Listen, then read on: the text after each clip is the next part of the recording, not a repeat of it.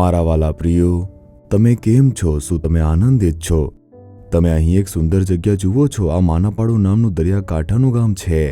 મારી પાછળ તમે એક ઊંચો ટાવર પણ જોઈ શકો છો અને એક વિશાળ કેથોલિક ચર્ચ પણ ત્યાં જ છે. અને આ જગ્યાની સૌથી આશ્ચર્યજનક વાત એ છે કે વહેલી સવારે 4:30 વાગ્યે આરાધના. લોકો સવારે 4:30 વાગ્યે પણ અહીં ચર્ચની ઇમારતને ભરી દેતા હોય છે અને બીજી 6:30 વાગ્યે આરાધના થાય છે. અને મેં સ્ત્રીઓને સવારે વહેલા ચર્ચની અંદર એકદમ તાજી અને ઊંઘ વગર જતી જોઈ છે. બાઇબલની સાથે ખૂબ વહેલા તેઓ ચર્ચમાં જાય છે અને પરમેશ્વરની તેઓ ત્યાં આરાધના કરતા હોય છે. આપણી પોતાની ભક્તિ વિશે હવે વિચારીને જુઓ. જરા વિચારો કે આપણે સવારે વહેલા પ્રભુને શોધીએ છીએ કે નહીં. પરંતુ આ ગામમાં તેઓ વહેલી સવારે પરમેશ્વરને શોધે છે. સારું, આજના દિવસે હું તમને બાઇબલમાંથી એક વચન યાદ કરાવવા માંગુ છું.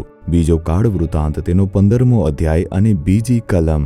જ્યાં સુધી તમે યહોવાના પક્ષમાં રહેશો ત્યાં સુધી તે તમારી સાથે રહેશે. જો તમે તેને શોધશો તો તે તમને મળશે, પણ જો તમે તેમને તજી દેશો તો તે તમને તજી દેશે. આમ વચન કહે છે. જ્યારે તમે ઈસુ સાથે છો, ઈસુ તમારી સાથે છે. પ્રથમ આપણે ઈસુ સાથે રહેવું જોઈએ, તો જ તે આપણી સાથે રહેશે. જ્યારે આપણે જીવીએ છીએ અને આપણી ઈચ્છા મુજબ ચાલીએ છીએ ત્યારે તે આપણી સાથે રહી શકતા નથી. તે વિચાર કરીને જુઓ. તેથી પ્રથમ આપણે ઈસુ સાથે રહેવા માટે પોતાને પ્રતિબદ્ધ કરવું જોઈએ. ઈસુ, હું તમારી સાથે ચાલવા માંગુ છું, હું તમારી સાથે રહેવા માંગુ છું.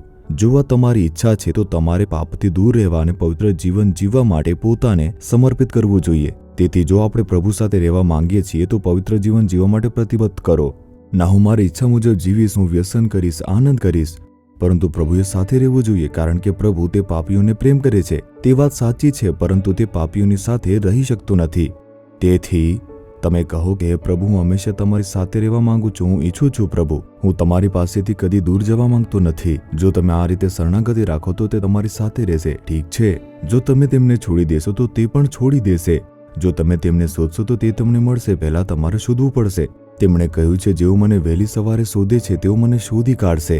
પ્રભુને વહેલી સવારે શોધો. પ્રભુ, હું તમારો ચહેરો શોધું છું. કૃપા કરીને મારી સાથે વાત કરો, મારી સાથે રહો અને મને માર્ગદર્શન આપો. તે તમારી સાથે વાત કરશે, સુંદર રીતે દોરી જશે. હે ઈશુ, હું હંમેશા તમારી સાથે રહેવા માંગુ છું. હું ઈચ્છું છું તમે સાથે રહો. હું એવું કોઈ પણ પાપ ઈચ્છતો નથી જે તેને અવરોધે. હું પાપથી ભાગી જવા અને તમારી સાથે રહેવા સમર્પિત થાઉં છું. કૃપા કરીને મારી સાથે રહો, દૂર ન જાઓ. હું તમને જોવા માંગુ છું. કૃપા કરીને વાત કરો. હું મારા હૃદયથી તમને શોધું છું પ્રભુ.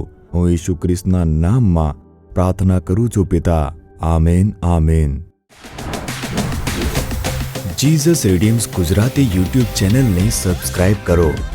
દરેક નવા કાર્યક્રમની માહિતી મેળવવા માટે બેલ આઇકન પર ક્લિક કરો.